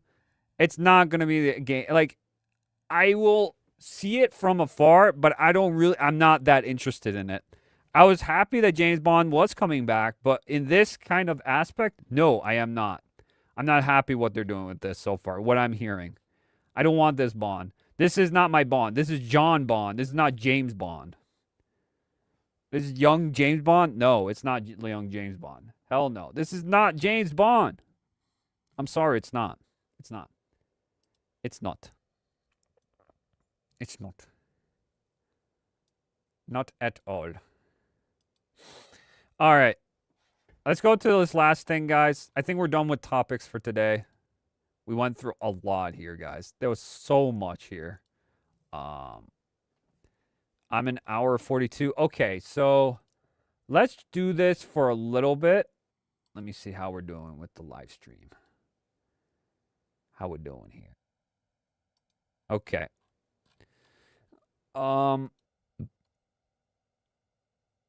Let's see here, guys. Let's see. All right. Here's the tier list, guys. I don't know if I'm gonna finish it today on the stream. I'll post it on my X and then I'll post it on my YouTube posts for you guys. I will post this on my X and my YouTube posts, guys, if I do finish this, because this is a long list. And I'm still working on it as we speak. So this is popular female video game characters tier list maker. Now, I pretty much posted as, you know, in G4 they had vixens back in the day. They were like video game girl characters, like who was the hottest and whatever. So I was kind of going with that thing. Who is the hottest one you would, you know, want to date or whatever kind of deal, and what would be the best? Even though, you know, they're not real, because people are, oh my gosh, you're gooning, you're whatever to these characters. They're not real characters. Yes, they can look attractive and they can look sexy, and that's fine. I prefer my characters to be like that. You know, sometimes they can be a different type of character. You know, I'm okay, because there is literally a category here, girl next door, cute. They're not like, you know, like hot, like crazy hot, but there are girls that would be like, oh, that's actually a fine girl. She's cool, you know? But then there's girls that are like, oh, totally out of your league kind of girl, you know, character. So that's what I want. It's like the hottest women on this list. And I'm going to zoom in for you guys because then you could see them. So we have S tier, which is Vixen. Too hot, no one can look away. Hey, yo. Hey, yo, what the fuck? It's just the fact. You're not going to look away because she's too hot. It literally S for simp. I should have called it S for simp. But no one likes simps, so fuck no. A for so fine, pretty. So this is, you're pretty, but you look good. You're fine. You look good. So fine. And then we have B, which is girl next door, cute. And then we have C, a little bit more effort. So it's not too bad, but I would have to put more effort to actually go with this girl kind of deal. And then we have D, which is the last one, or it could have been F. You're not my type. Leaves. Just walks away. Leaves. Just leave. Thanks. Thanks. No, I didn't want to put that. Thanks. Holy Just leave. And then we still have more. Look how much there is. You want to know how much characters there are? I bet you don't even know. 630 images of this one. And this was modified December 13th, 2025. So these are brand new characters and older characters. So, yeah, I'm still working on this, guys. I just want to show you what's happening. And if you guys want to chat or comment and tell me which ones I'm missing, which ones should be there, you know, kind of deal, you let me know, because I think I'm going to be done with this. So you have to put Lara Croft on top. Even though this image of Lara is not the OG Lara, this would have to be the OG Lara. Now, if we're talking about the survival trilogy, I would probably put her under Girl Next Door cute. If it's OG Lara, she's on top. That's what she said. She's on top. Easily on top. Would be on top as well. She would destroy you on top. No, maybe. I don't know. Just saying. And then you have to put Tifa. Even though I know people are going, oh, Tifa's always at the top, always at the top. Tifa is the top, dude. She literally is the top. She got a big bust. Like, she's toned. Like, you have to put her on top. You have to. Same with Samus. Even though she's always in armor, but when she has the Zero suit, man, she's pretty fine. Not gonna lie. She's pretty good looking. Pretty good. Pretty good. Samus is a must. Then you have Chun-Li. That's a must. Cammy's a must. You gotta have Chun-Li and Cammy on top. You gotta. Dude. If it's literally, if you don't have them on top, why are you gay? Why are you gay? You know, I wish I had that clip right now. Why are you gay? Are you gay? Why are you gay? I think this is Mai from Fatal Fury, but it says King of Fighters. But definitely Mai's up there. Mai's up there for sure. Bayonetta definitely up there. Black Cat, Catwoman. You gotta put the two cats, the Marvel and DC. They're both hotties. You gotta put them up there. And then Quiet, dude. Quiet's all just skin almost, and she looks fine. She looks really hot. I was thinking about putting her pretty fine, but she is pretty hot. Not gonna lie, she is a looker for sure. Morgan, even though she's super old, she's still young because she's a from Darkstalkers. Morgan, she's a succubus, but she is probably Capcom's most used character, and she is a hottie. So had to put there. I just put what's her name, Nariko on there. Heavenly Sword. Just put her on the not overhyped. I would say underrated character. And she's like the Kratos, female Kratos, pretty much. And she's hot, too. So, had to put her. Now, I was very confused, and I want to put more Resident Evil characters on top. But I was like, I don't know if I should. It depends on the style and what they're doing. So, I put on A, so fine, pretty, Jill Valentine on top. Because Jill Valentine is, if not my favorite, next to Chris Redfield, is my favorite character in Resident Evil. And Jill is a hottie. I like Jill. She's a baddie. She's definitely a baddie. I like Jill. She gives me that Sarah Connor vibes, especially in the newer ones. And the older ones, she's also really, I would say, good looking, for sure. Jill's definitely is. I like Jill a lot. Next to Ada, you gotta put Jill and Ada. Ada and Jill, they're up there. Then I put Ashley, because Ashley, I like how if this was Resident Evil 4 OG, I would have said, not really. I really did not like her voice. I didn't like the character. In the remake, they actually made her more likable, and I think she's pretty fine now. She's okay. I like how she looks. She's fine. Aerith, people are like, no, you gotta put Aerith on the top, next to Tifa. No. Aerith is fine. I like Aerith. I wouldn't say no to Aerith, but Tifa is way hotter than Aerith. I'm sorry, that's just a fact. That's just a fact. So, yeah. Then we have Christy from Dead or Alive. Not much to say. She's hot. Eve from Metal Gear Solid, Snake Eater, obviously. Chloe from Uncharted, obviously. Who we got here? Colleen, Street Fighter. I like Colleen. I think she looks hot. I like Colleen.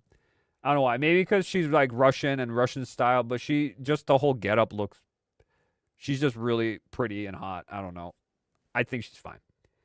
Laura, Street Fighter, Brazilian. Yup. No problem. Then we got Marvel Rivals characters here. Sue Storm, obviously. Psylocke, obviously. Emma, obviously. Then we got Mass Effect with Miranda, obviously. Like, she was the go-to girl I picked in Mass Effect most of the time. She was supposed to be built to be the perfect woman. That's what she was. But was she the perfect one? I wouldn't say that, but she was definitely the hottest one from the group. I don't know if she was the most likable, though, but she was definitely the hottest. I did like her a lot, though. Regina from Dino Crisis. Heck yeah. Lady. Also, I got to be careful. I got to be careful with some of these characters because you got to be careful if they're underaged. And I was like, this is the part where I'm being careful. If they're underaged, if they're buff, have nothing to show, or they're furries. Those need to be on the bottom of the list. I'm sorry. Now, I'd rather have an android, a robot, than a furry. Just saying. You got to be careful with the ages here. You got some of these are questionable at some areas and some are hard. But lady, I think she's old and I think she was 18, but it depends on what you're looking at. If it's lady from Devil May Cry 3, no. It's the one from Devil May Cry 5, then yes. I'm okay with that. Triss, Aya, yeah, from Parasite Eve. Joanna, Perfect Dark, Triss, The Witcher, Yennefer, Witcher, Panam, Cyberpunk, Blaze, Street Fighter. Oh no, Streets of Rage, Blaze. Oh yeah, she's a baddie. Yes. Luna Snow, Magic from Marvel Rivals. So is Luna. Sonya, Mortal Kombat, Katana, Jade, Mercy, Widowmaker, Zelda, Wu Chang, Kasumi, Ayane. You had to put the Dead or Alive character. You have to, dude. You have to. Now, these are the girls. It's like Girl Next Door. Pretty cute. Be okay with. I would be okay to ask out kind of deal. Claire, Resident Evil, Gemma from Monster Hunter, Ciri, Witcher, Jessie from Final Fantasy VII. Let's see who we got. Elena, Street Fighter. Elena from Uncharted. Alex, Half-Life. Meryl from Metal Gear Solid. And then we have a bunch of Tekken. I'll try to zoom in for you guys. Bunch of Tekken. Lydia. Ahsoka. Jero. Nina. Rina. And then we have Jill from Final Fantasy 16. I gotta put more Final Fantasy characters. There's just so much female representation in Final Fantasy. I still have to go through them. There's Claire or Lightning in Final Fantasy 13. Sam from Until Dawn. Nico, Devil May Cry. Juliet, Lollipop Chainsaw. Liara to Sony, Mass Effect. What is that? Midna. This is not the small Midna. This is the grown-up Midna, full form. Okay.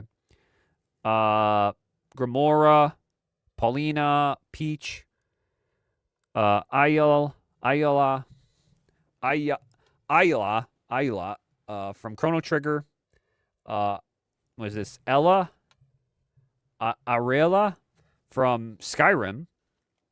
I think I married her in Skyrim, if I recall correctly. She was the huntress that turns into a wolf, I think. Not a furry, though. If she's a wolf, no. If she's a woman, yes. I'd be okay. Sadie from Red Dead Redemption. Shell from Portal. Sherry from Resident Evil. Grown up. Not a kid, grown up. Jade, Beyond Good and Evil. Maria, Silent Hell. Who else we got?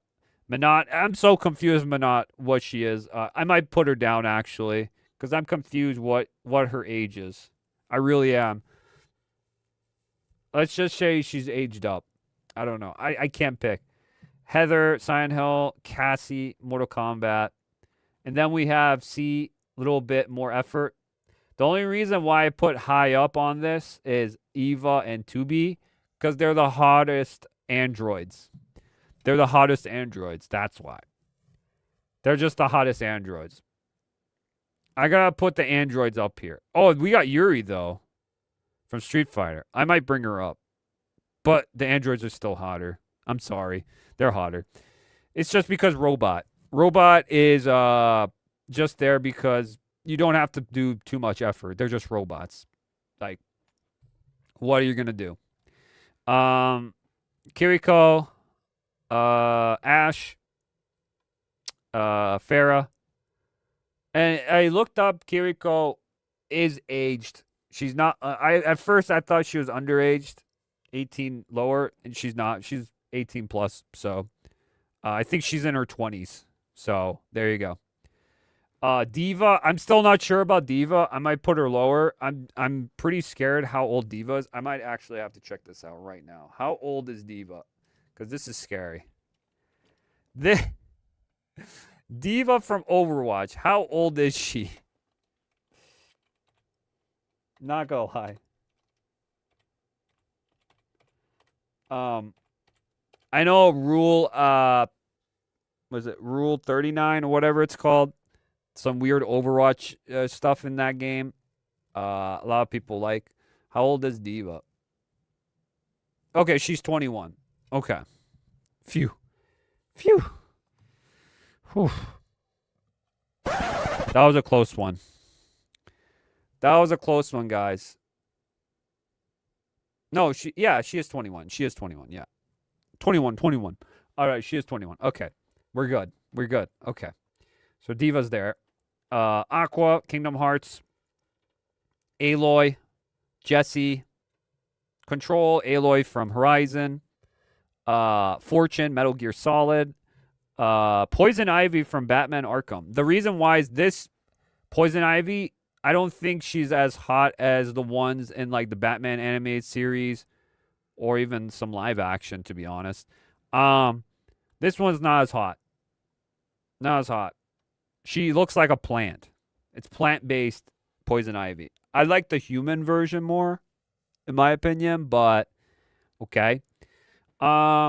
Tracer, Sombra, Symmetra, Elena from Final Fantasy VII, Alma, Monster Hunter, May, Overwatch, Lady Dimitrescu, Resident Evil 8, because I know I'd want to put higher, but she's kind of scary, actually, and she's too tall, and she would crush me.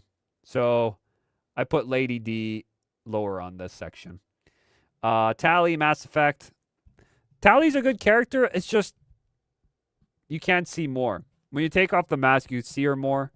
But the thing is, I wish you could see her more. I know there's a portrait of her, how she looks if she takes off the bodysuit. She looks pretty. Most of the time, you're going to see her in the bodysuit. That's the problem.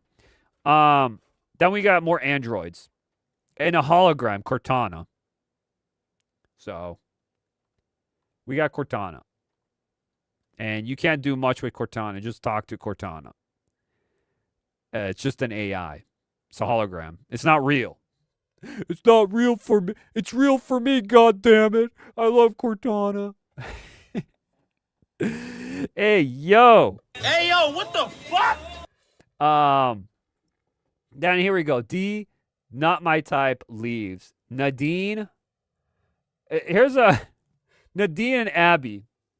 It's because they're both buff women. I'm not into buff women. I'm just not. You know, I could have a toned woman. If she's toned, that's hot. Like, you have Tifa, she's toned. Lara Croft's toned. Yeah, like, these characters are toned. They look hot because they're toned and have a nice shape to them. And then you have Abby and Nadine, they're just buff. I'm not into buff women. I'm sorry, but that's true. That's why I don't vibe with that. Plus, it always gives me like, it's questionable if it's a man or not sometimes. So that's scary. Tone is fine. Tone is okay. Let's see. Kate from Gears of War. Dina, Last of Us. Ellie, Last of Us. Don't care. Catherine, because I'm scared of her. Jessica, Until Dawn, because I just don't like her at all as a character. I really disliked her, and her face has always scared me. Malene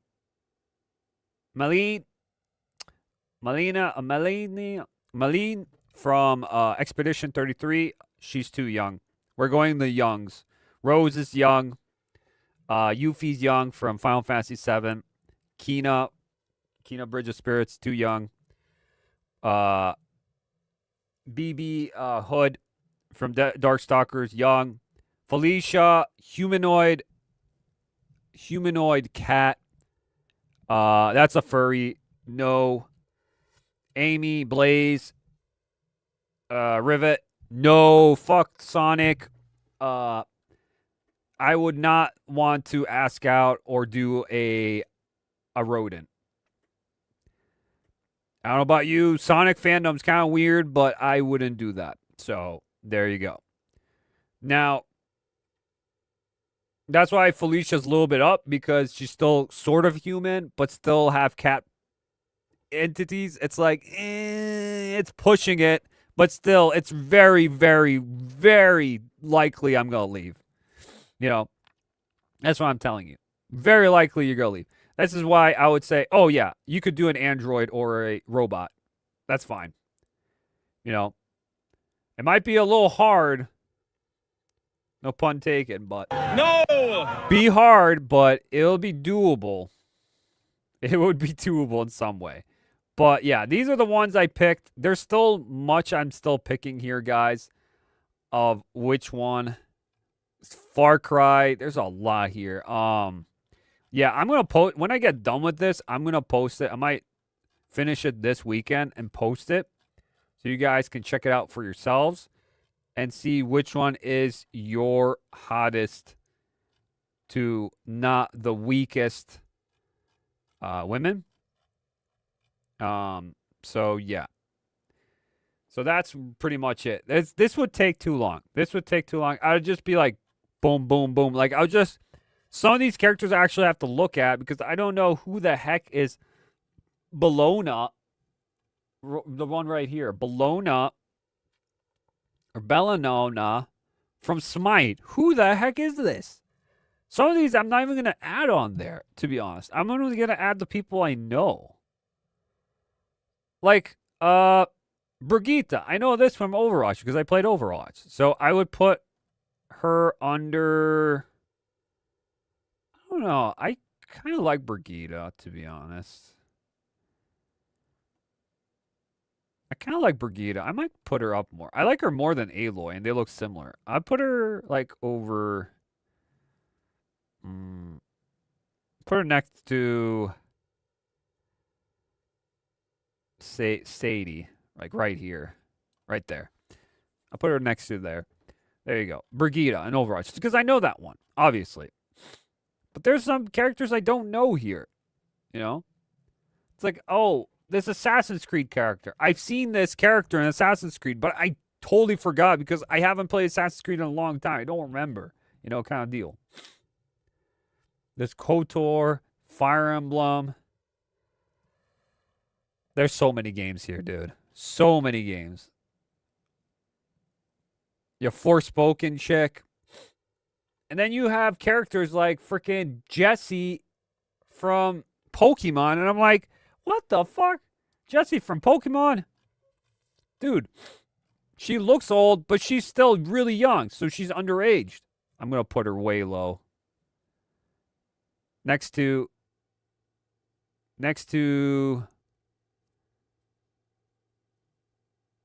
I don't even know. I'll put it next to Kina. There. She's underaged. She's young. She looks like she would be older. She looks like she would be in her 20s, but she's not. So you got to be careful. You got to be careful here, guys. You got to be careful here. Some of these Asian characters, you got to be careful. For the Asian ones, you got to be careful. Most of the time for those. And then we have Warcraft characters here. There's a lot here. So I would be checking this out. I just wanted to tell you, just glance through it real quick of what's up with this. And that's it. For the hottest ones, I'm still going to match them in different orders and put them together. This is not official yet, but I will put an official one up so you guys can check it out later. But yeah. That should be it for today, guys. I thank you again, guys, for watching, lurking, whatever you're doing. Like the stream before you leave, guys. Sub if you're new here, if you appreciate what I do. I thank you so much, guys. I'll put all the timestamps down below for all of you to check out what parts you missed out, which one you're more interested in, all that. Thank you again. Happy Friday to you guys. Have a good weekend. Have a good one out there. Hopefully you have a fun weekend. If not, relax a bit. Relax a bit, guys. I know how that feels sometimes. Videos will be coming. I'm right now focused on my personal things at the moment. For me, right now, I have a lot of personal things I'm going through at the moment. I need to balance myself out right now. I've been all over the place a little bit, but I will be back with more videos eventually, I'll tell you. But the streams will continue, and I might do, if not, I'll try to do more gaming streams. I always say I do and I don't, but I want to do more gaming streams so you guys can play with me or hang out with me and we play games together. Retro, new, whatever. We'll try to figure it out as I go. And I have so many games in my backlog that I just want to play with you guys so I can experience it with you. Because there are games I'm like, I played before but I never beaten, and I want to beat it on stream kind of deal, you know? I think it would be fun kind of deal with that too. But yeah. Thank you again, guys. And we're going to send off with the final outro. Where's the outro? Oh, here it is. All right, guys. Have a good one. I'll see you in the next one. Are you not entertained?